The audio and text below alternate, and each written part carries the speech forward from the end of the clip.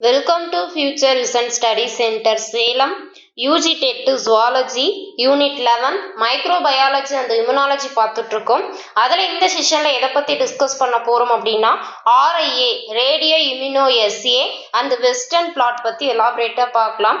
அதில் நம்ம எதெல்லாம் எலாபரேட்டாக பார்க்க போகிறோம் அப்படின்னா ரேடியோ இம்யூனோ எஸ்ஏ அப்படின்னா என்ன, அதற்குண்டான பிரின்சிபல் அண்ட் ப்ரொசீஜர் என்ன, அதோட யூசஸ் என்ன, அதே மாதிரி வெஸ்டர்ன் பிளாட் அப்படின்னா என்ன, அதோட பிரின்சிபல்ஸ் அண்ட் ப்ரொசீஜர், அதோட யூசஸ் பற்றிலாம் நம்ம எலாபரேட்டா இந்த செஷன்ல டிஸ்கஸ் பண்ண போறோம். Okay, first of all RIA அப்படின்னா என்ன, ரேடியோ இம்யூனோ எஸ்ஏ அப்படின்னு சொல்லுவோம். இந்த டெக்னிக் பார்த்தீங்க அப்படின்னா a technique to test and measure the concentration of antigens by making use of radio labeled antigen is called radio immunoassay. இந்த டெக்னிக் ஆக்சுவலாக எதுக்காக பயன்படுத்துகிறாங்க அப்படின்னு பார்த்தீங்கன்னா ரேடியோ லேபிள்டு ஆன்டிஜன், ஒரு ஆன்டிஜனோட கான்சன்ட்ரேஷன்ஸை வந்துட்டு மெஷர் பண்ணுறதுக்காக அது ரேடியோ கதிர்வீச்சு மூலியமாக லேபிள் பண்ணி நாம் பண்ணக்கூடிய ஒரு டெக்னிக் தான் என்னது ரேடியோ இம்யூனோ எஸ்ஏ.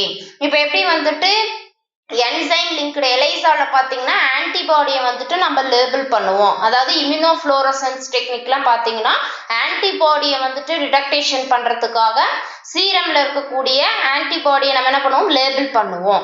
ஆனால் அந்த நம்மளோட சாம்பிளில் இருக்கக்கூடிய ஆன்டிஜன்ஸோட கான்சன்ட்ரேஷன்ஸை மெஷர் பண்ணுறதுக்காக ரேடியோ லேபிள்டு பண்ணக்கூடிய ஒரு டெக்னிக் தான் என்னது ரேடியோ இம்யூனோ எஸ்ஏ அப்படின்னு சொல்லிட்டு சொல்கிறோம். யார் வந்துட்டு இதை ஃபர்ஸ்ட் டிவைஸ் பண்ணாங்க அப்படின்னு சொல்லி பார்த்தோம் அப்படின்னா பெர்சன் அண்ட் ஆலோ அப்படின்றவங்க 1959 வந்துட்டு இது ஃபர்ஸ்ட் வந்துட்டு டிஸ்கவர் பண்ணியிருக்காங்க. இது வந்துட்டு ரொம்பவே இம்பார்ட்டன்ட். இதை கண்டுபிடிச்சதுக்காக அவங்களுக்கு 1977 நோபல் பிரைஸுமே வந்துட்டு இவங்களுக்கு அவார்ட் பண்ணியிருக்காங்க அப்படின்ற ஒரு இன்ஃபர்மேஷன்ஸுமே வந்து கொடுத்துருக்காங்க. இந்த ரேடியோ இம்யூனோ எஸ்ஏவோட பிரின்சிபல் வந்து என்ன அப்படின்னு சொல்லிட்டு பார்க்கலாம். A known quantity of antigen is labeled with a radioactive substances.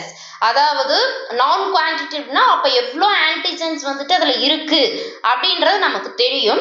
அதை வந்துட்டு ரேடியோ ஆக்டிவ் மூலியமாக லேபிள் பண்ணக்கூடியதான் இதோட கொள்கையாக வந்து இருக்கு. அப்போ இந்த ரேடியோ லேபிள்டு பண்ண ஆன்டிஜன்ஸை வந்து தெரிந்த ஒரு அமௌண்ட்டாக இருக்கக்கூடிய நவுன் அமௌண்ட் ஆஃப் ஆன்டிபாடி கூட என்ன பண்ணுறாங்க, மிக்ஸ் பண்ணுறோம், கலப்பினம் செய்யறோம். அப்ப இந்த லேபிள்டு ஆன்டிஜன்ஸ் என்ன பண்ணுது, இந்த ஆன்டிபாடி கூட போய் பைண்ட் ஆக ஆரம்பிக்குது. தென் இந்த சாம்பிள் சீரம், அதாவது ஃப்ரம் பேஷண்ட்ல இருந்து எடுக்கக்கூடிய அந்த சீரத்துல unknown quantity of the same antigen is added. அப்ப அந்த பேஷண்ட் கிட்ட இருந்து எடுக்கக்கூடிய அந்த சீரம் சாம்பிள் என்ன பண்றோம், தெரியாத ஒரு குவான்டிட்டியா அதே சேம் ஆன்டிஜனை தெரியாத ஒரு எண்ணிக்கையில நம்ம என்ன பண்றோம், ஆட் பண்றோம் அப்படின்ற ஒரு விஷயத்தை சொல்லியிருக்காங்க. அப்போ unlabeled antigen competes with labeled antigen for binding site. இப்போ அன்லேபிள்டு ஆன்டிஜன்ஸ் அப்படின்னா என்னது, தெரியாத ஒரு எண்ணிக்கையில் இருக்கக்கூடிய அந்த ஒரு ஆன்டிஜன் வந்துட்டு லேபிள் பண்ணக்கூடிய ஆன்டிஜன் கூட பைண்ட் ஆகுது. அப்போ when the concentration of unlabeled antigen is higher, more of it binds to antibody displacing the labeled antigens. அப்ப என்ன பண்றாங்க, இந்த unlabeled antigen வந்துட்டு அதிகமாக இருக்குது. அப்ப இது எல்லாமே இந்த ஆன்டிபாடி கூட போய் என்னது அதிக அளவுல பைண்ட் ஆகி அந்த லேபிள்டு ஆன்டிஜனோட பிளேஸ்ல போய் இது வந்துட்டு ரீப்ளேஸ் ஆகுது அப்படின்ற ஒரு பிரின்சிபல்ஸ் வந்து கொடுத்துருக்காங்க. This reduces the ratio of bound ratio labeled antigen to free radio labeled antigens. அப்ப என்ன பண்ணப்படுது அப்படின்னு பாத்தீங்கன்னா லேபிள்டு ஆன்டிஜன் வந்துட்டு கம்மியா வந்துட்டு அதோட அமௌண்ட் எல்லாமே வந்து படிப்படியா வந்துட்டு ரெடியூஸ் ஆக ஆரம்பிக்குது. அப்ப இந்த பவுண்ட் ஆன்டிஜன்ஸ் என்ன பண்ணுது, செப்பரேட்டடா அன்பவுண்டடா, அதாவது பிணைக்கப்படாத ஒவ்வொன்றாக தனித்தனியாக வந்துட்டு பிரியுது அப்படின்ற ஒரு பிரின்சிபல்ஸ் வந்து சொல்லியிருக்காங்க. அப்ப the radio activity of the free antigen remaining in the supernatant is measured. அப்ப இந்த ரேடியோ ஆக்டிவ் பண்ணப்பட்ட ஆன்டிஜன் என்ன பண்ணுது, ஸோ அதோட சூப்பர்னன்ட் அதோட பவர்ஃபுல்லா வந்துட்டு மெஷர் பண்ணப்படுது. அப்ப இது மெஷர் பண்ணப்பட்டு ரேடியோ ஆக்டிவ் மூலியமாக மெஷர் பண்ணப்பட்ட அந்த ஒரு ஆன்டிஜன்ஸை என்ன பண்றாங்க, எதற்காக ரேடியோ ஆக்டிவிட்டி வந்து மெஷர் பண்றோம் அப்படின்னு பார்த்தீங்கன்னா calculate the concentrations of the labelled antigen. எவ்வளோ லேபிள்டு ஆன்டிஜன்ஸ் இருக்குன்ற அந்த கான்சன்ட்ரேஷன்ஸை வந்துட்டு கால்குலேட் பண்றதுக்காக தான் இந்த ரேடியோ ஆக்டிவிட்டி வந்துட்டு நம்ம மெஷர் பண்றோம். the amount of radioactive isotope present is inversely proportional to unlabeled antigen in the sample. இப்போ நம்ம வந்துட்டு ஒரு பேஷண்ட் கிட்ட இருந்து எடுக்கக்கூடிய சாம்பிள்ல என்ன பண்ணப்படுது, amount of radioactive isotope கதிரியக்கம் செய்யப்பட்ட அந்த ஆன்டிஜனோட அமௌண்ட் அன்லேபிள்டு பண்ணப்பட்ட ஆன்டிஜனுக்கு நேர் எதிர் விகிதாச்சாரத்தில் வந்துட்டு அமைஞ்சிருக்கு அப்படின்ற ஒரு விஷயத்தையும் வந்து சொல்லியிருக்காங்க. அப்போ this method is also known as binder ligand SA. இது வந்துட்டு ரொம்பவே இம்பார்ட்டன்ட். சப்போஸ் வந்துட்டு RIA அப்படின்னு சொல்லி கேட்கறது பதிலா பைண்டர் லிகண்ட் எஸ்ஏனாலும் என்னதான், ரேடியோ இம்யூனோ எஸ்ஏ தான். Because bound antibody is used to bind antigen. அதாவது லிகண்ட் அப்படின்றது என்னது, ஒரு வெளியில் ஒரு அந்நியனாக இருக்கக்கூடிய ஒரு பார்ட்டிகல்ஸ் ஆன் சாலிட் சப்போர்ட். ஒரு சாலிட் சப்போர்ட்காக என்ன பண்ணப்படுது, அதுல வந்துட்டு பவுண்ட் ஆன்டிபாடி ஆனது ஆன்டிஜன் கூட பைண்ட் ஆகிறதுக்கு ஹெல்ப் பண்ணும் வகையில இந்த மெத்தட்ஸ் இருக்கிறதுனாலதான் பைண்டர் அப்படின்றது என்னது, ஆன்டிஜன். லிகண்ட் எஸ்ஏ, லிகண்ட் அப்படின்றதும் இந்த இடத்துல என்ன சொல்லப்படுது, ஆன்டிஜன் தான் சொல்லப்படுது. ஒரு சாலிட் சப்போர்ட்டுக்கு அது பண்றதுனாலதான் இதை வந்துட்டு பைண்டர் லிகண்ட் எஸ்ஏ அப்படின்னு சொல்லிட்டு நம்ம வந்துட்டு அழைக்கிறோம். அப்ப the binding antibody is often called primary antibody. அப்போ இந்த ஆன்டிஜன் கூட போய் பைண்ட் ஆகக்கூடிய ஆன்டிபாடி நம்ம என்னன்னு சொல்றோம், பிரைமரி ஆன்டிபாடி அப்படின்னு சொல்லிட்டு சொல்றோம்.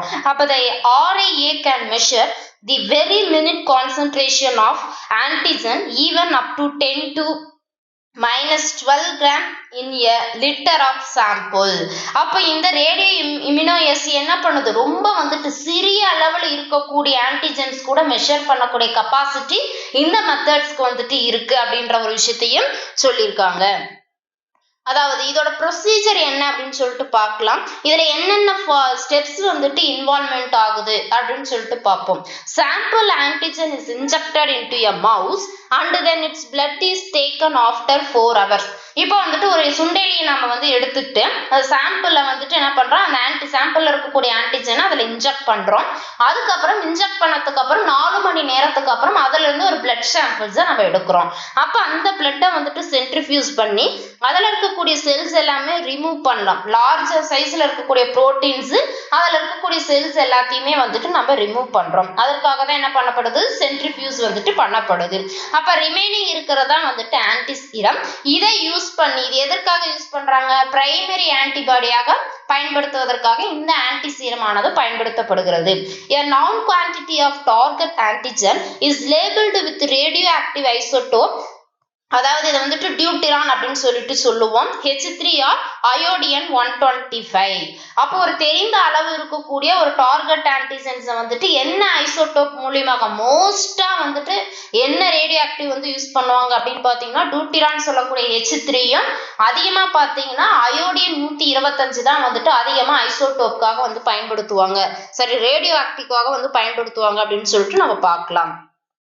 அப்போ the antibody and the labeled antigen are mixed in a buffer at suitable pH. அப்போ இந்த ஆன்டிபாடியையும் லேபிள் செய்யப்பட்ட ஆன்டிஜனும் பார்த்தீங்க அப்படின்னா பஃபர்னா என்னது, மெயின்டெனன்ஸ் பண்றதுக்காக ஒரு சொல்யூஷனா மிக்ஸ் பண்றாங்க. எதற்காக ஆக்சுவலா பஃபர் பண்ணப்படுது, அந்த ஒரு ப்ராசஸ்க்கான pH வந்துட்டு தேவைன்றதுக்காக இது ரெண்டையுமே வந்துட்டு மிக்ஸ் பண்ணப்படுது. அப்போ the mixer is incubated at suitable temperature.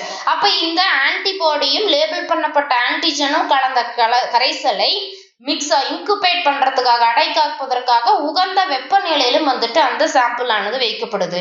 The radio labeled antigen binds to the binding sites of antibody. இப்ப வந்துட்டு அந்த ஆன்டிஜன் என்ன பண்ணிருக்கு, கதிரியக்கம் ஏற்றப்பட்டு வச்சு அதை வந்துட்டு நம்ம என்ன பண்றோம், ஆன்டிபாடியோட பைண்டிங் சைட், ஆன்டிபாடியோட இது பாராடோப் அப்படின்னு சொல்லுவோம், அதுல போயிட்டு என்ன பண்ணுதுன்னு பாத்தீங்கன்னா பைண்ட் ஆக ஆரம்பிக்குது. அப்ப 30 to 50% total ratio labeled antigen can be bound to antibody. அப்ப நம்ம போடக்கூடிய சாம்பிள் 100%க்கு 30 to 50% வந்துட்டு கண்டிப்பா அந்த ஆன்டிஜன் என்ன பண்ணுது, அந்த ஆன்டிபாடி கூட போய் பைண்ட் ஆகிக்குது அப்படின்றதையும் வந்து சொல்லியிருக்காங்க. 2. This unlabeled sample antigen is added. அதுக்கப்புறம் என்ன பண்றோம், அன்லேபிள் பண்ணப்பட்ட ஆன்டிஜனை சாம்பிள்ல வந்துட்டு ஆட் பண்றாங்க. இதனால என்ன ரிசல்ட் வந்து கிடைக்குது, காம்படிஷன் பெற்று between ratio labeled antigen and sample antigen for the limited number of binding sites on the antibody. அப்ப ஆல்ரெடி வந்துட்டு லேபிள் பண்ணப்பட்ட ஒரு ஆன்டிஜன் ஒரு சாம்பிள்ல இருக்கு.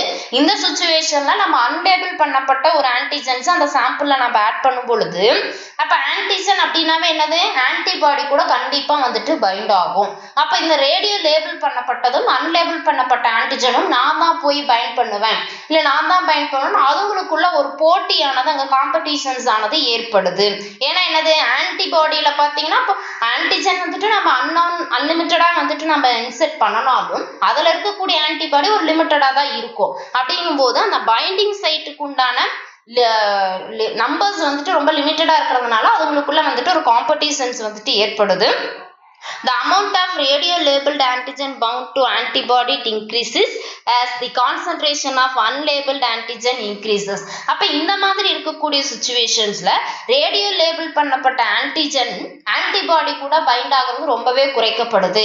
அதே மாதிரி அன்லேபிள்டு ஆன்டிஜன் தான் வந்துட்டு ஆன்டிபாடி கூட அதிகம் வந்துட்டு பைண்ட் ஆகக்கூடியதா இருக்கு. ஏன்னா கான்சன்ட்ரேஷன்ஸ் வந்துட்டு அன்லேபிள்டு ஆன்டிஜனுக்கு தான் வந்துட்டு அந்த சாம்பிள்ல வந்துட்டு அதிகமா இருக்கிறதுனால to this reaction mixture secondary antibody is added. அப்ப இந்த வினைகள் எல்லாமே பாத்தீங்கன்னா secondary antibody வந்துட்டு அங்க ஆட் ஆகிறதுக்கு ஒரு காரணமாக அமைகிறது.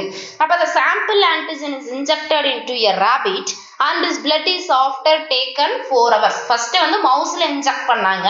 இப்ப அந்த சாம்பிள்ல இருக்கக்கூடிய ஆன்டிஜனை ஒரு ராபிட் ஒரு முயல்ல வந்துட்டு இன்ஜெக்ட் பண்ணி 4 மணி நேரத்துக்கு அப்புறம் அந்த பிளட் சாம்பிள்ஸை வந்து எடுத்து பிளட்டை வந்துட்டு சென்ட்ரிஃபியூஸ் பண்றாங்க. எதற்காக அதுல இருக்கக்கூடிய செல்ஸ் மட்டும் லார்ஜ் புரோட்டீன்ஸ் எல்லாத்தையும் ரிமூவ் பண்ணிட்டு அதுல இருந்து நமக்கு ஆன்டி சீரம் வந்து கிடைக்குது. அப்ப இந்த ஆன்டி சீரத்துக்கு பேர் தான் என்னது செகண்டரி ஆன்டிபாடி அப்படின்னு சொல்றோம். அப்ப இந்த secondary antibody precipitate the antibody bound labeled antigens. அப்ப இந்த செகண்டரி ஆன்டிபாடி என்ன பண்ணுது அந்த லேபிள்டு ஆன்டிஜனை சுத்தி ஒரு எல்லையை உருவாக்கு ஒரு precipitation ஒரு படிவத்தை வந்துட்டு ஏற்படுத்துது அப்படின்றத வந்து சொல்லியிருக்காங்க. அப்போ this mixture of is centrifuged to isolate the precipitate that contains only bound labeled antigen. அப்ப அந்த கலவையை எடுத்து நம்ம சென்ட்ரிஃபியூட் பண்ணி ஐசோலேட் பண்ணும் பொழுது அதுல என்ன இருக்கு ஒன்லி வந்துட்டு லேபிள் செய்யப்பட்ட ஆன்டிஜன்ஸ் மட்டும் தான் அதுல வந்துட்டு ஃபைண்ட் ஆகிருக்கு. அப்ப the antibody bound radio labeled antigen and free radio labeled antigens are counted using a gamma counter. இது வந்துட்டு ரொம்பவே இம்பார்ட்டன்ட் இந்த ஸ்டேட்மெண்ட்.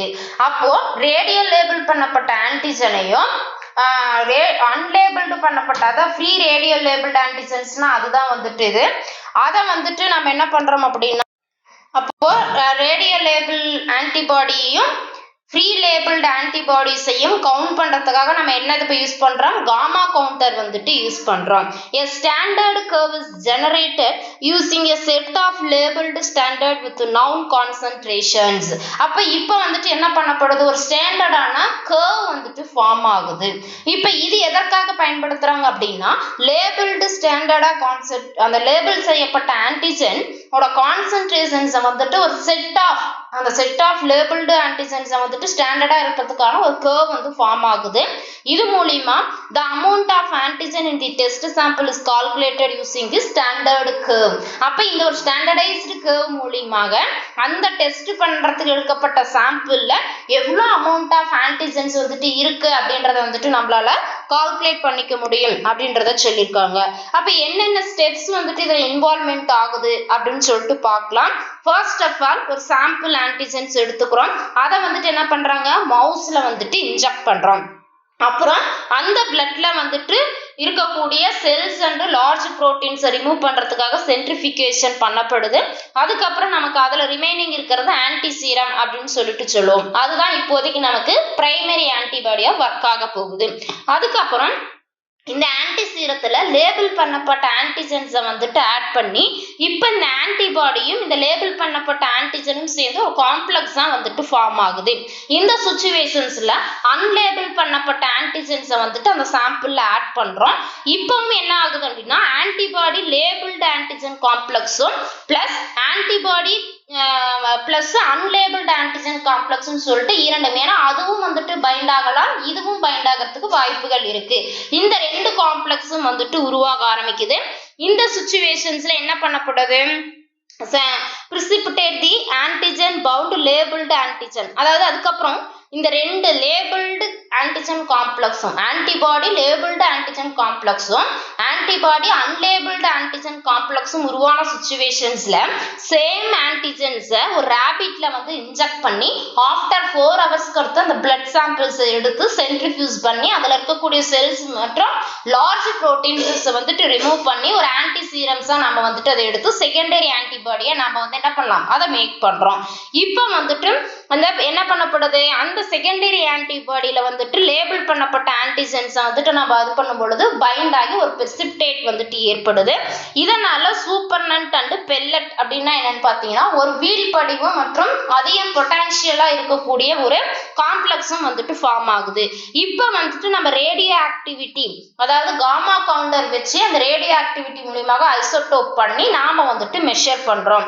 அப்போ match with standard graph of the now exact concentration of the target organ. அப்ப இது மூலமா நம்ம ஒரு ஸ்டாண்டர்ட் கர்வ் வந்துட்டு ஃபார்ம் பண்ணி அப்ப அந்த டெஸ்ட் சாம்பிள்ல வந்துட்டு எவ்வளவு அமௌண்ட் ஆஃப் ஆன்டிஜென்ஸ் வந்துட்டு இருக்கு அப்படின்றத நம்மளால ஈஸியா வந்துட்டு மெஷர் பண்ண முடியும் அப்படின்றத சொல்லியிருக்காங்க.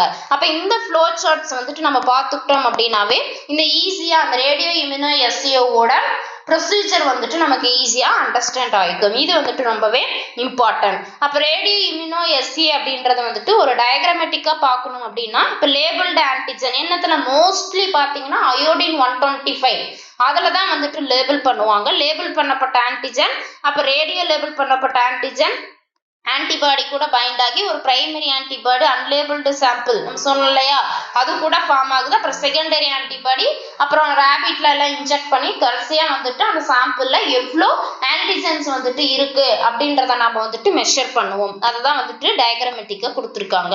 ஓகே, இந்த ஆர்ஐஏன்னு சொல்லக்கூடிய ரேடியோ இம்யூனோ எஸ்சிஓவோட யூசஸ் வந்துட்டு என்ன அப்படின்னு சொல்லிட்டு பார்க்கலாம்.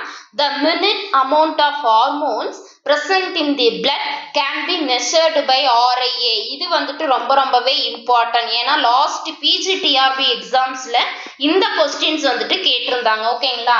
அப்போ நம்ம பிளட்ல வந்துட்டு எவ்வளோ சிறிய அளவு ஹார்மோன்ஸ் இருந்தாலும் அதை டிடெக்ட் பண்ணக்கூடிய கெப்பாசிட்டி இந்த RIAக்கு வந்துட்டு இருக்கு அப்படின்றது ஒரு இம்பார்ட்டன்டான point. By measuring the blood levels of hormones, the mechanism of hormone deficiency disease could be identified.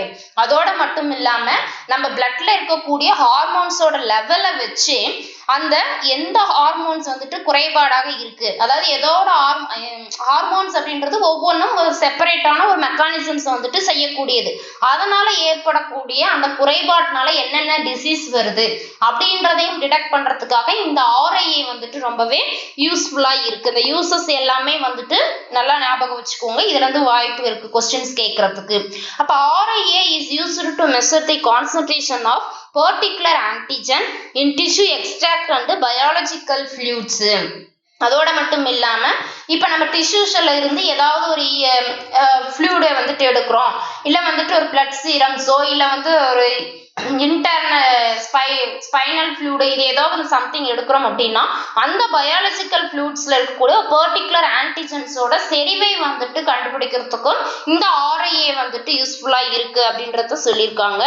In industries, RIA used to determine the concentration of hormones, drugs, viral antigens and immunoglobulins in culture growth and other crude preparations. அதோட மட்டும் இல்லாம தொழிற்சாலைகள்லையுமே வந்துட்டு இந்த radio immuno SCA method வந்துட்டு பயன்படுத்துறாங்க. எதற்காக அப்படின்னு பாத்தீங்க அப்படின்னா ட்ரக்ஸ், ஹார்மோன்ஸ், வைரல் ஆன்டிஜென்ஸ், எவ்வளோ இம்யூனோகுளோபுலின்ஸ் இருக்கு இதோட கான்சன்ட்ரேஷன்ஸ் எல்லாமே டிட்டர்மினேஷன் பண்றதுக்காகவும் க்ரூடு ப்ரிப்பரேஷனுக்காகவும் இண்டஸ்ட்ரீஸ்ல வந்துட்டு இதை பயன்படுத்துறாங்க. கிளினிக்ஸ்ல பாத்தீங்க அப்படின்னா diagnose tumour markers and viral antigen in serum, spinal fluid, urine, saliva and others. இப்போ கிளினிக்லாம் பார்த்தீங்க அப்படின்னா ஏதாவது சம்திங் கேன்சர்ஸ் இல்லை ஏதோ ஒரு கட்டிகள் வந்துட்டு ஏற்பட்டிருக்கு அப்படின்னா எதனால வந்து அந்த கட்டிகள் ஏற்பட்டிருக்கு அப்படின்ற அந்த டியூமர் மார்க்கர்ஸை வந்துட்டு கண்டறிவதற்கும் ஏதாவது வைரல் ஆன்டிஜென்ஸ் வந்துட்டு நம்ம சீரம்லையோ ஸ்பைனல் ஃப்ளூட்லையோ இல்லை நம்மளோட யூரின்லையோ சலைவாவிலையோ இல்லை ஏதோ ஒரு சம்திங் எந்த பார்ட்ஸ்ல இருந்தாலும் அதை டிடெக்ட் பண்ணுறதுக்குமே வந்துட்டு இந்த RIA வந்துட்டு ரொம்பவே யூஸ்ஃபுல்லா வந்துட்டு இருக்கு. அக்ரிகல்ச்சர் ஃபீல்டுல இதோட யூசஸ் என்னவாக இருக்க முடியும் பாத்தீங்கன்னா, determination the concentration of antigen of plant pathogens and plant extract. இப்ப செடிகளுக்கு நோய்களை உண்டாக்கக்கூடிய நோய் கிருமிகளை வந்துட்டு கண்டறிவதற்கும் இந்த RIA வந்துட்டு ரொம்பவே யூஸ்ஃபுல்லா இருக்கு. அதோட மட்டும் இல்லாம it helps in blood banking. இப்ப ரத்த வங்கிகள்லாம் இருக்கு இல்லைங்களா, அதுலயுமே வந்துட்டு எதற்காக இந்த பிளட் பேங்கிங் பயன்படுத்துது அப்படின்னு நம்ம இங்க திங்க் பண்ணிக்கணும். ஏன்னா இதுல என்ன பண்றாங்க, இதோட பிரின்சிபல்ஸ், இதோட ப்ரொசீஜரே என்னது, பிளட் சாம்பிள் நம்ம எதுல இருந்து எடுக்கிறோமோ அதுக்கு அடுத்து நெக்ஸ்ட் ப்ராசஸ் என்னது, சென்ட்ரிஃபிகேஷன்ஸ். எதுக்காக, அதுல இருக்கக்கூடிய cells and large proteins any type of virus அதெல்லாம் ரிமூவ் பண்றோம். அப்ப கண்டிப்பா வந்துட்டு இதோட வேலை. இப்ப பிளட் பேங்கிங் ரத்தம் ஒருத்தருக்கு நம்ம டொனேட் பண்றோம், இல்ல வந்து ஒரு பேஷண்ட்டுக்கு நம்ம கொடுக்குறோம் அப்படிங்கும் போது அதுல எந்த விதமான பேத்தோஜன்ஸ், எந்த விதமான நோய் கிருமிகளும் இல்லாம ஒரு நல்ல ஒரு பிளட்டா நம்ம வந்து ப்ரொவைட் பண்ணணும் அப்படின்னா கண்டிப்பா அந்த சென்ட்ரிஃபிகேஷன்ஸ் மெத்தட் வந்துட்டு ரொம்பவே மஸ்ட். அது வந்துட்டு இந்த RIA மெத்தட்ஸ்ல இருக்கிறதுனால பிளட் பேங்கிங்லயுமே இதோட யூசஸ் வந்துட்டு இருக்கு. இதை நம்ம ஈஸியா ஞாபகம் வச்சுக்கலாம். அதோட மட்டும் இல்லாம நமக்கு சப்போஸ் ஏதாவது வந்துட்டு அலர்ஜிஸ் எல்லாம் இருக்கு அப்படின்னா அதை டயக்னைஸ் பண்றதுக்குமே இந்த RIA வந்துட்டு ரொம்பவே ஹெல்ப்ஃபுல்லா இருக்கு. எண்டோக்ரைனாலஜில இதுவும் யூஸ்ஃபுல்லா இருக்கு. ஏன்னு சொன்னா, நம்ம ஒரு ஸ்மால் அமௌண்ட் ஆஃப் ஹார்மோன்ஸ் வந்துட்டு நம்ம பிளட் சீரம்ல இருந்தாலும் அதை வந்துட்டு டிட்டர்மினேஷன் பண்றதுக்கு, டிடெக்ட் பண்றதுக்குமே இந்த RIA வந்துட்டு பயன்படுது அப்படின்னு சொல்லி பார்த்தோம். அப்ப எண்டோக்ரைனாலஜிலையும் இதோட ரோல் வந்துட்டு ரொம்பவே இம்பார்ட்டண்டா இருக்கு அப்படின்றத நம்ம பார்க்க முடியும். ஓகே, நெக்ஸ்ட் வந்துட்டு வெஸ்டர்ன் பிளாட் அப்படின்னா என்ன அப்படின்னு சொல்லிட்டு நம்ம பார்க்கலாம். Western blot was introduced by Towbin which is commonly used method for protein analysis. இது ரொம்பவே இம்பார்ட்டன்ட். இதை யார் முன்ன இந்த மெத்தடை இன்ட்ரோடியூஸ் பண்றாங்க அப்படின்னா டவுபின் அப்படின்றவர் தான் இன்ட்ரோடியூஸ் பண்றாரு. இது ஆக்சுவலா எதற்காக இந்த வெஸ்டர்ன் பிளாட் மெத்தட் வந்து பயன்படுத்தப்படுதுன்னா, புரோட்டீன்ஸை வந்துட்டு பகுப்பாய்வு செய்வதற்காக இந்த டெக்னாலஜி வந்து பயன்படுத்துறாங்க. It can be used for qualitative and semi quantitative protein analysis. இதுவுமே வெரி வெரி இம்பார்ட்டன்ட் ஆனது. ஒரு qualitative and semi quantitative protein அனாலிசிஸ்க்கு வெஸ்டர்ன் பிளாட் அப்படின்றது ரொம்பவே மோஸ்டா வந்துட்டு இருக்கு. இப்போ for the accomplishment of the western blot there are 3 elements separation of proteins by size, transferring proteins to a solid support and making proteins by primary and secondary antibodies for visualizations. அதோட மட்டும் இல்லாம இது என்னென்ன வசதிகளை வந்து ஏற்படுத்தி தருது அப்படின்னு சொல்லி பார்த்தோம் அப்படின்னா, 3 elements வந்துட்டு புரோட்டீன்ஸ்ல இருந்து செப்பரேட்டடா பிரிப்பதற்குண்டான ஒரு வசதியை வந்துட்டு இது ஏற்படுத்தி தருது அப்படின்னு சொல்லலாம். என்னன்னா, அதோட அளவுகளை வந்துட்டு அளவு வாரியாக அதை பிரித்தெடுப்பதற்கும், டிரான்ஸ்ஃபரிங் புரோட்டீன் ஒவ்வொன்று பார்த்தீங்கன்னா கடத்தக்கூடிய கெப்பாசிட்டி உடையதாக இருக்கும். ஒரு இடத்துல இருந்து இன்னொரு இடத்துல மூவ் ஆகக்கூடிய அந்த கெப்பாசிட்டி இருக்கும். அதில் இருந்தும் சாலிட் சப்போர்ட்டுக்காக என்ன பண்ணப்படுது, அந்த டிரான்ஸ்ஃபரிங் புரோட்டீன்ஸ் இருக்கு இல்லையா, அந்த மாதிரி புரோட்டீன்ஸை செப்பரேட் பண்றதுக்காகவும், பிரைமரி செகண்டரி ஆன்டிபாடிஸை வந்துட்டு மேக் பண்ணக்கூடிய புரோட்டீன்ஸையும் விசுவலைசேஷன் பண்றதுக்காக இந்த வெஸ்டர்ன் பிளாட் வந்துட்டு ரொம்பவே யூஸ்ஃபுல்லா இருக்கு அப்படின்றத சொல்லியிருக்காங்க. ஓகே, இதற்குண்டான பிரின்சிபல்ஸ் என்ன அப்படின்னு சொல்லிட்டு பார்ப்போம். Western blot is performed by using polyproline gel electrophoresis. இது வந்துட்டு ரொம்பவே இம்பார்ட்டன்ட். அப்ப வெஸ்டர்ன் பிளாட்டை வந்துட்டு இயக்கக்கூடிய ஒரு பேக் போனே என்ன அப்படின்னு சொல்லி பாத்தீங்க அப்படின்னா பாலிப்ரோலைன் ஜெல் எலக்ட்ரோஃபோரோசிஸ் தான். SDS page allow protein sample to separated and transfer to the solid support such as nitrocellulose or polyvinylidene difluoride membrane. இதுல SDS பேஜ் வந்துட்டு இருக்கு. அது எதற்காக வந்துட்டு இது பண்ணுதுன்னா, புரோட்டீன் சாம்பிள்ஸ்ல இருந்து செப்பரேட்டடா, அதாவது அந்த சாலிட் சப்போர்ட் அது எல்லாத்தையுமே செப்பரேட்டடா பிரிப்பதற்காக, அதாவது நைட்ரோசெல்லுலோஸ் ஆர் பாலிவினைலைடின் டைஃப்ளூரைடு மெம்பரேனையும் செப்பரேட்டடா பிரிப்பதற்காக இந்த SDS பேஜ் வந்துட்டு பயன்படுத்தப்படுது. The solid support can absorb the protein and keep its biological activity unchanged. அப்ப என்ன பண்ணப்படுது, இந்த சாலிட் சப்போர்ட்டா இருக்கக்கூடிய புரோட்டீன்ஸ் வந்துட்டு அப்சர்வ் பண்றதுனால அதோட பயாலஜிக்கல் ஆக்டிவிட்டி எல்லாமே வந்துட்டு மாற்றம் அடையாமல் அப்படியே ஸ்டேபிளா இருப்பதற்காக தான் இந்த வெஸ்டர்ன் பிளாட் ஆனது பயன்படுத்தப்படுது அப்படின்றத சொல்லியிருக்காங்க. அப்ப the transferred solid support membrane is called a blot and is treated with protein solution to block the hydrophobic binding site on the membrane. அப்ப இந்த சாலிட் சப்போர்ட் வந்துட்டு அந்த மெம்பரேன் இருக்கு இல்லைங்களா, டிரான்ஸ்போர்ட் மெம்பரேன், அதை தான் நம்ம என்னன்னு சொல்லுவோம் பிளாட் அப்படின்னு சொல்லிட்டு சொல்லுவோம். இது பாத்தீங்க அப்படின்னா ஒரு புரோட்டீன் சொல்யூஷன் மூலியமா ட்ரீட் பண்ணப்பட்டு ஹைட்ரோபோபிக் பைண்டிங் சைட் மெம்பரேன்ல இருக்கு இல்லைங்களா, அதை பிளாக் பண்றதுக்கு ஹெல்ப் பண்ணுது. அப்ப the membrane is treated with antibody. முதல்ல இன்ட்ரோடியூஸ் பண்றதுனால அதை என்னன்னு சொல்லுவோம் பிரைமரி ஆன்டிபாடி அப்படின்னு சொல்லிட்டு சொல்றோம் ஆஃப் த டார்கெட் புரோட்டீன்ஸ். அப்ப அந்த மெம்பரேன் மேல ஒரு ஆன்டிபாடியை நம்ம என்ன பண்ணோம், டார்கெட் புரோட்டீன்ஸ் மேல ஒரு ஆன்டிபாடியை செலுத்துறோம். அப்ப only proteins to be studied can specifically bind to primary antibody to form an antigen antibody complex. அப்ப நம்ம எந்த புரோட்டீன்ஸை வந்து டார்கெட் பண்ணமோ அது மட்டும் தான் பிரைமரி ஆன்டிபாடி கூட பைண்ட் ஆகி ஒரு ஆன்டிஜன் ஆன்டிபாடி காம்ப்ளெக்ஸை வந்துட்டு ஃபார்ம் பண்ணுது அப்படின்ற ஒரு விஷயத்தை சொல்லியிருக்காங்க. இப்போ after the primary antibody is washed and removed, only the position of the target protein binds to the primary antibody. அப்ப நம்ம இந்த பிரைமரி ஆன்டிபாடி வந்துட்டு நல்லா கிளீன் பண்ணிட்டு அதுல இருக்கக்கூடிய டார்கெட் புரோட்டீன்ஸை வந்துட்டு நம்ம ரிமூவ் பண்ணிட்டோம், அதோட பொசிஷன்ஸ் வந்துட்டு நம்ம ரிமூவ் பண்ணிட்டோம் அப்படின்னா அது என்ன பண்ணும், பிரைமரி ஆன்டிபாடியில இருக்கக்கூடிய டார்கெட் புரோட்டீன்ஸ் மட்டும்தான் அப்படியே இருக்கும், மீதி எல்லாமே வந்துட்டு வாஷ் பண்ணப்படுது. அப்ப அந்த பிரைமரி ஆன்டிபாடி வந்துட்டு treated membranes R treated with a labelled secondary antibody after washing. இப்ப ரிமைனிங் இருக்கக்கூடிய பிரைமரி ஆன்டிபாடியை வாஷ் பண்ணதுக்கு அப்புறம் ஒரு லேபிள் செய்யப்பட்ட செகண்டரி ஆன்டிபாடி கூட ரியாக்ட் பண்ண வைக்கிறாங்க. After treatment, that labeled secondary antibody that bind to the primary antibody forms an antibody complex. அப்ப after treatmentக்கு அப்புறம் லேபிள் செய்யப்பட்ட செகண்டரி ஆன்டிபாடி ஆனது பிரைமரி ஆன்டிபாடி கூட பைண்ட் ஆகி ஒரு ஆன்டிபாடி காம்ப்ளெக்ஸஸ் வந்துட்டு ஃபார்ம் பண்ணுது. That can indicate the location of the primary antibody, both the location of the protein being studied. இந்த மாதிரி ஒரு ட்ரீட்மெண்ட் பண்றதுனால நமக்கு என்ன ரிசல்ட் கிடைக்குது, அந்த பிரைமரி ஆன்டிபாடி எந்த லொகேஷன்ஸ்ல இருக்கு அப்படின்றத நம்மளால இண்டிகேட் பண்ண முடியும், அதாவது தெரிஞ்சுக்க முடியும். அதோட மட்டும் இல்லாம அது அந்த டார்கெட் புரோட்டீன்ஸ் வந்துட்டு எங்க லொகேட் ஆயிருக்கு அப்படின்ற அந்த லொகேஷன்ஸையுமே தெரிஞ்சுக்கிறதுக்காக ஸ்டடி பண்றதுக்காக இந்த ட்ரீட்மெண்ட் வந்துட்டு பயன்படுது. ஓகே, இதோட ப்ரொசீஜர் என்ன அப்படின்னு சொல்லிட்டு நம்ம பார்க்கலாம். இதுல 6 ஸ்டெப்ஸ் வந்துட்டு இன்வால்வ்மெண்ட் ஆகுது.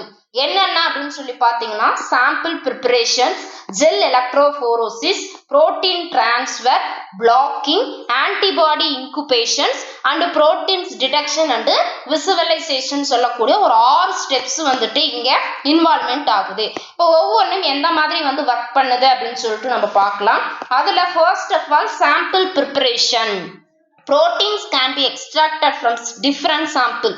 அதாவது பல்வேறு சாம்பிள்ஸ்ல இருந்து புரோட்டீன்ஸை தனியாக பிரித்து எடுத்தாச்சு. இப்போ பல்வேறு இதுல இருந்து அப்படின்னா என்னது, டிஷ்யூக்கள்ல இருந்து எடுத்துருக்கலாம் அல்லது ஒரு செல்ஸ்ல இருந்து நம்ம எடுத்துக்கிறோம் வச்சுக்கலாம். அப்ப since tissue sample display a higher degree of structure, the tissues are forced broken down by the mechanical invention such as the homogenesis or sonications. அப்ப டிஷ்யூஸ்ல இருந்து ஒரு சாம்பிள் எடுக்கிறோம் அப்படின்னா அதுல அதிகமா ஹை டிகிரி ஆஃப் ஸ்ட்ரக்சர்ஸ் வந்துட்டு டிஷ்யூஸ்க்கு வந்துட்டு இருக்கு. இதுல ஒரு மெக்கானிக்கல் இன்வென்ஷன் அதாவது ஹோமோஜெனிசர் ஆர் சோனிகேஷன்ஸ் வந்துட்டு அதுல நடைபெறுது. அப்ப protease and phosphatase inhibitors are commonly used to prevent the digestion of the sample at cold temperatures. என்ன சொல்றாங்க, புரோட்டியேஸும் பாஸ்பேட்டேஸும் வந்துட்டு என்ன பண்ணுது, இன்ஹாபிட்டேட்டர் அங்க செக்ரீட் ஆகப்படுது, தடுக்கப்படுகிறது. எப்போ இதனால என்ன பண்ணப்படுது, அந்த கோல்டு டெம்பரேச்சர்ல அந்த புரோட்டீன்ஸ் ஆனது டைஜஷன் ஆகிறதாவது ப்ரிவென்ட் பண்ணப்படுது அப்படின்றத சொல்லியிருக்காங்க. After protein extraction, it is important to detect the concentration of protein which permits the mass of proteins loaded into each well. அப்ப இந்த protein extractions என்ன பண்றாங்க, எதுக்காக இப்ப யூஸ் ஆகுது, எவ்வளோ proteins concentrations வந்துட்டு இருக்குன்றத டிட்டர்மினேஷன் பண்றதுக்காகவும் எவ்வளோ mass of protein வந்துட்டு loaded ஆயிருக்கு ஒவ்வொரு வெள்ளிலையும் அப்படின்றத டிட்டர்மினேஷன் பண்றதுக்காக இந்த புரோட்டீன்ஸோட அந்த சாரானது பயன்படுத்தப்படுது. And spectrophotometer is often used for protein concentrations. இது வந்துட்டு ரொம்பவே இம்பார்ட்டன்ட். அதுக்கப்புறம் ஸ்பெக்ட்ரோபோட்டோமீட்டரை யூஸ் பண்ணி புரோட்டீன் கான்சன்ட்ரேஷன்ஸை வந்துட்டு தெரிஞ்சுக்கிறதுக்காக இந்த மெஷர்மெண்ட் வந்து பயன்படுத்தப்படுது. இது ஒரு ஸ்டெப்ஸ். செகண்ட் என்ன, gel electrophoresis. Most commonly used gel is polyacrylamide gels. இது வந்துட்டு ரொம்பவே இம்பார்ட்டன்ட். ஏன்னா பொதுவாக இந்த மாதிரி வெஸ்டர்ன் பிளாட், நார்த்தன் பிளாட் இந்த மாதிரி புரோட்டீன் அனாலிசிஸ்க்கு உண்டானது, எலைசா, ரேடியோ, இந்த மாதிரி எல்லாத்துலேயுமே பார்த்தீங்கன்னா ஜெல் என்ன யூஸ் பண்ணுறாங்க அதிகம் அப்படின்னு பார்த்தீங்கன்னா பிஏஜின்னு சொல்லக்கூடிய பாலி ஆக்ரலமைட் ஜெல்ஸ் தான் வந்து அதிகம் யூஸ் பண்ணுவோம். பஃபர் வந்து என்ன பண்ணுவாங்க அப்படின்னு பார்த்தீங்கன்னா சோடியம் டூடாக்கைல் சல்ஃபேட், அதாவது SDS அப்படின்னு சொல்லக்கூடிய இது ரெண்டும் தான் வந்துட்டு மோஸ்ட் காமனாக வந்துட்டு யூஸ் பண்ணக்கூடிய ஒரு கல்ச்சர் மீடியமா வந்துட்டு இருக்கு. அப்போ western blot uses 2 types of agarose gel. அப்போ வெஸ்டர்ன் பிளாட்ல வந்துட்டு 2 விதமான அக்ரோஸ் ஜெல் வந்துட்டு பயன்படுத்தப்படுது.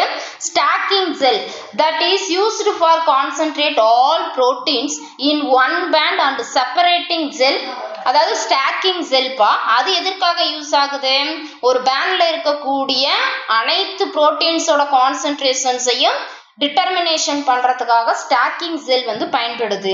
செப்பரேட்டிங் ஜெல்ஸ் பார்த்தீங்க அப்படின்னா separating proteins according to the molecular wait, அப்போ அந்த புரோட்டீன்ஸோட மூலக்கூறு எடை வந்து எவ்வளோ இருக்கு அப்படின்றத வந்து மெஷர் பண்றதுக்காக செப்பரேட்டிங் ஜெல்ஸும் பயன்படுத்தப்படுது. Smaller proteins migrate faster in SDS space when voltage is applied. எப்போ வந்துட்டு ஒரு கரண்ட் சர்க்குலேஷன்ஸ் வந்துட்டு நடக்குதோ அப்போ வந்துட்டு லார்ஜ் புரோட்டீன்ஸை விட ரொம்ப சிறியா இருக்கக்கூடிய புரதங்களானது இந்த SDS ஸ்பேஸ்ல ரொம்ப வேகமாக வந்துட்டு டிராவல் பண்ணி போகும் அப்படின்றத வந்து சொல்லியிருக்காங்க. Page can separate proteins ranging from 5 to 2000 kilodalton according to the uniform pore size which is controlled by a different concentration of the PAG.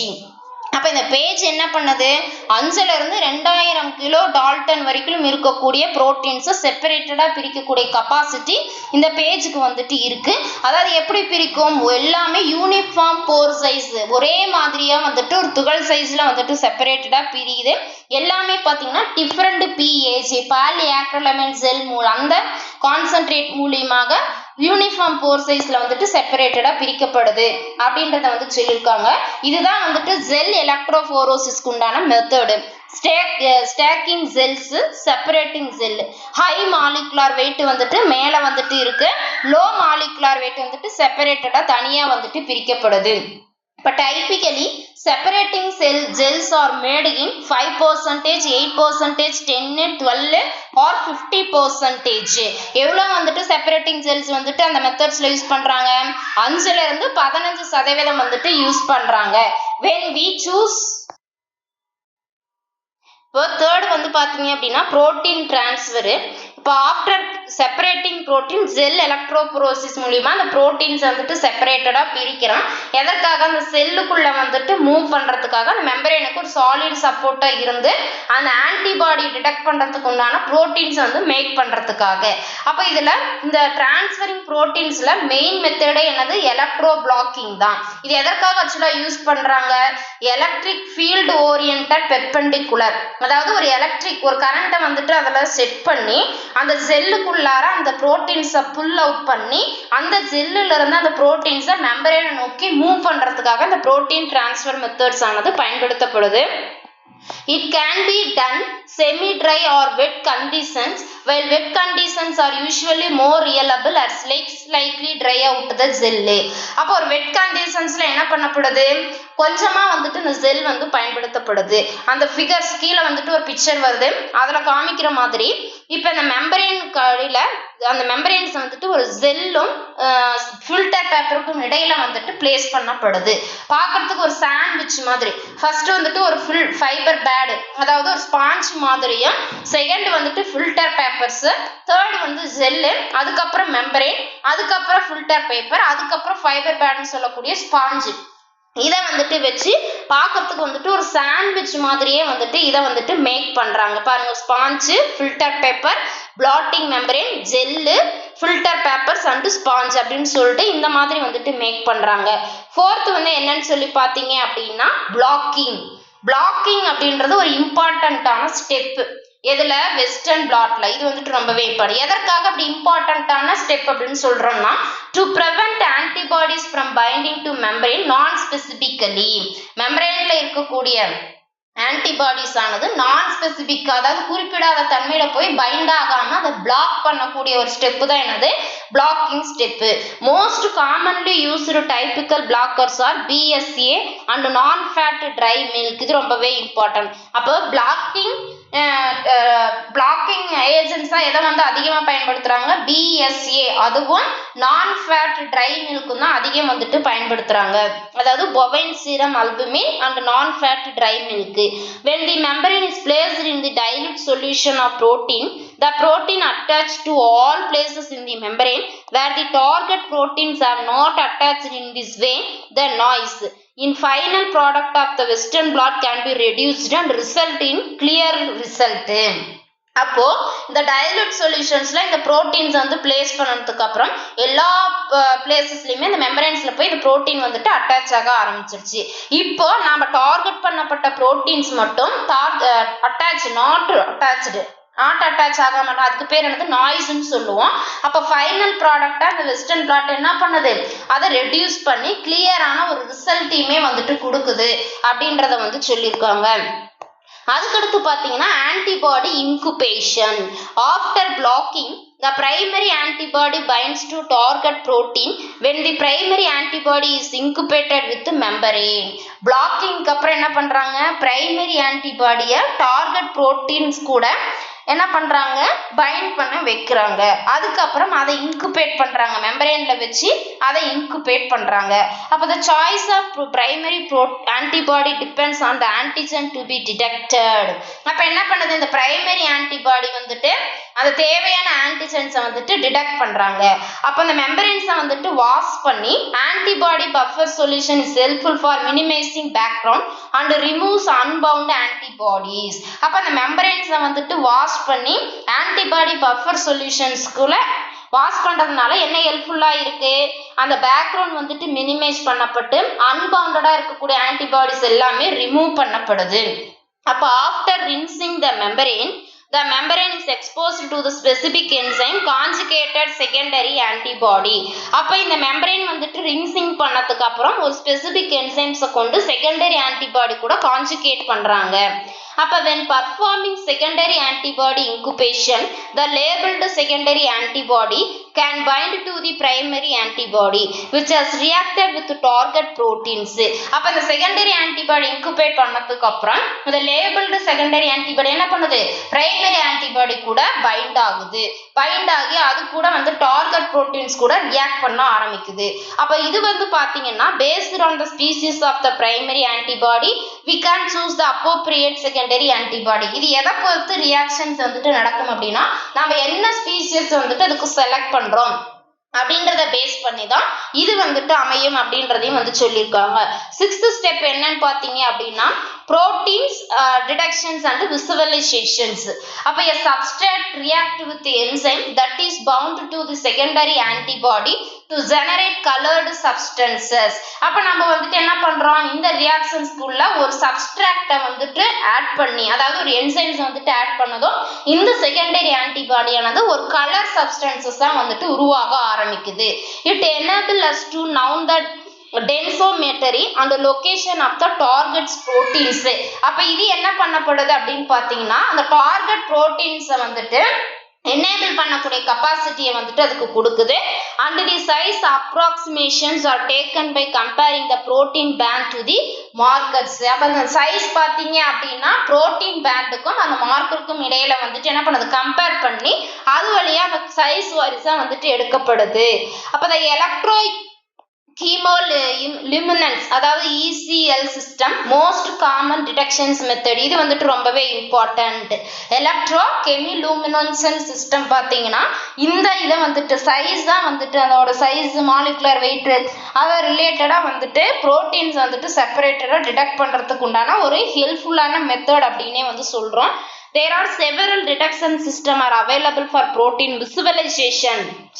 proteins visualization பண்றதுக்கு உண்டான மெத்தட் பாத்தீங்க அப்படின்னா எலக்ட்ரோகெமிலூமினன்சன்ஸ். அந்த வகையில நிறைய இது வந்துட்டு இருக்கு.